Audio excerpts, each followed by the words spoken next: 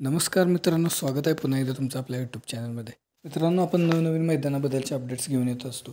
तर आज अशीच एक बैलगाडा क्षेत्रातील नवीन अपडेट तुमच्यासाठी घेऊन आलो. तर व्हिडिओ शेवटपर्यंत नक्की पहा आणि व्हिडिओ आवडला तर व्हिडिओला लाईक नक्की करा.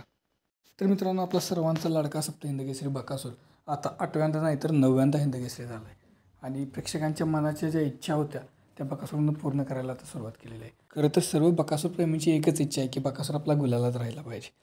तर मित्रांनो, भरपूर प्रेक्षकांची इच्छा होती की बकासूर आणि लखनची गाडी पळावी.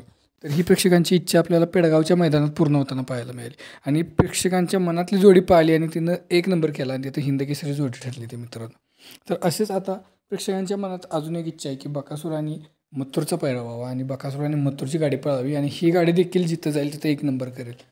तर मित्रांनो, ही इच्छा देखील आपल्याला लवकरच पूर्ण होताना पाहायला मिळणार आहे. तर आपल्या सर्वांचा लाडका 9 वेळा हिंदकेसरी झालेला बकासूर आणि त्याच्या जोडीला बिनजोडचा बादशाह म्हणून ओळखला जाणारा भारत केसरी मथुर.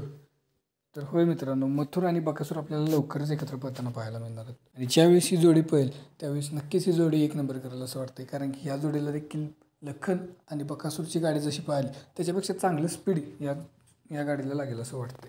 खरंच प्रेक्षकांची जी इच्छा होती ती आता आपल्याला पूर्ण होताना पाहायला मिळेल. कारण की अनेक वेळा बकासूर आणि मथुर यांची गाडी पळेल असं आपल्याला वाटलं होतं, परंतु त्यांच्या विरोधात लढती होत होत्या. अनेक बिनजोड झाल्या त्यांच्या विरोधात, अनेक 3 फेऱ्याची मैदानं झाली. त्या दोन्ही लढतीमध्ये बिनजोडच्या आणि 3 फेऱ्याच्या लढतीमध्ये हे दोन्ही वाघ एकमेकांच्या विरोधात लढले. कधी बकासूरला यश आलं तर कधी मथुरला यश आलं.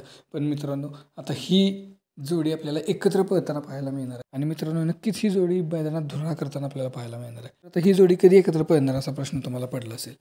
तर मित्रांनो, राजर्षी शाहू महाराजांच्या जयंतीनिमित्त भव्य दिव्य असं ओपनचं मैदान पार पडतंय. या मैदानाचं नाव आहे लोकनियुक्त खासदार केसरी. तर हे मैदान मित्रांनो येत्या 26 तारखेला पार पडते, म्हणजेच 26 जून 2024 रोजी. भव्य दिव्य असं ओपनचं मैदान आहे. या मैदानाचं प्रथम क्रमांकाचं बक्षीस 1 लाख रुपये इतकं आहे मित्रांनो. आणि याच मैदानात आपल्याला बकासूर आणि मथुरची जोडी पळताना पाहायला मिळेल. अक्षरशः डोळ्याचं पारणं फेडणारी जोडी पळणार आहे मित्रांनो. आणि नक्कीच बैलगाडा क्षेत्रात वेग काय असतो तो ही जोडी पळाल्यावरती आपल्याला पाहायला मिळणार आहे. तर मित्रांनो, नक्की या मैदानाला या आणि बकासूर आणि मथुरच्या जोडीचा पळ बघा. कारण की हा जो क्षण आहे, ही जी जोडी पळताना बघायला मिळणार आहे ती पुन्हा कधी मिळेल हे सांगता येत नाही. कारण की भरपूर वर्षानंतर हा पैरा झालेला आहे आणि अतिशय चांगलं काम राहुल भाई आणि मोलशेट यांनी केलेलं आहे या पैऱ्याच्या माध्यमातून. तर त्यांना येणाऱ्या 26 तारखेच्या मैदानासाठी खूप खूप शुभेच्छा आणि अशाच नवीन व्हिडिओसाठी नक्की आपल्या चॅनलला सबस्क्राईब करा आणि व्हिडिओ आवडला असेल तर नक्की लाईक करा मित्रांनो. धन्यवाद.